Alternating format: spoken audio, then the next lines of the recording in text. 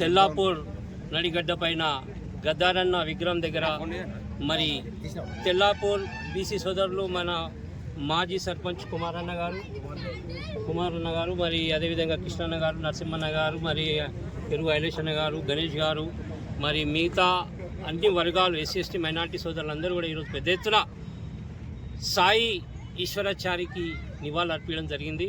మరి ముఖ్యంగా సాయి ఈశ్వరాచారి మరణం చాలా బాధాకరం. మరి బీసీ బిడ్డలు పిట్టల్లా రాలిపోతున్నారు. ఈ స్వతంత్రం వచ్చి 76 సంవత్సరాలు గడుస్తున్నా ఇప్పటికీ బీసీలకు న్యాయం జరగట్లేదు. మరి ముఖ్యంగా అన్ని పార్టీలు దగా చేస్తూనే వస్తున్నాయి. ఎందుకంటే ఇప్పుడు చూస్తున్నాం, బీఆర్ఎస్ పార్టీ ఏదైతే 33% ఉన్న రిజర్వేషన్ని 22% చేయడం జరిగింది. మరి ఆ రిజర్వేషన్ని ఇప్పుడు మన రేవంత్ రెడ్డి గారు 42% ఇస్తామని చెప్పేసి గద్దెనెక్కిన తర్వాత మరి ఇప్పుడు ఆయన కూడా ఇప్పుడు సర్పంచ్ ఎలక్షన్లో కనీసం సర్పంచ్లు కూడా గెలవని పరిస్థితి 17% చేయడం చాలా దుర్మార్గమైన చర్య. ఈ బీసీ ఐక్యవేదిక తరఫున తీవ్రంగా ఖండిస్తున్నాం. మరి అదేవిధంగా సాయి ఈశ్వరాచారి కుటుంబాన్ని ప్రభుత్వం ఆదుకోవాలి, 5 కోట్ల ఎక్స్గ్రేషియా ప్రకటించాలి, ఆ కుటుంబంలో ఒకరికి ప్రభుత్వ ఉద్యోగం ఇవ్వాలి.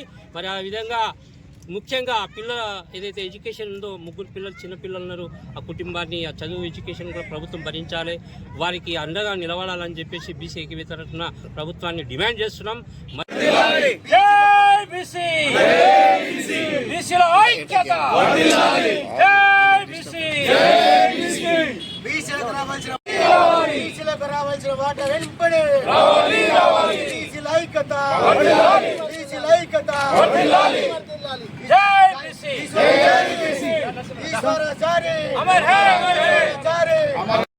ఈశ్వరాచారి కుటుంబానికి ప్రభుత్వం వెంటనే, ఈశ్వరాచారి కుటుంబాన్ని ప్రభుత్వం వెంటనే, ఈశ్వరాచారి కుటుంబాన్ని ప్రభుత్వం వెంటనే, ఈశ్వరాచారి కుటుంబాన్ని ప్రభుత్వం వెంటనే. జై బీసీ, జై బీసీ.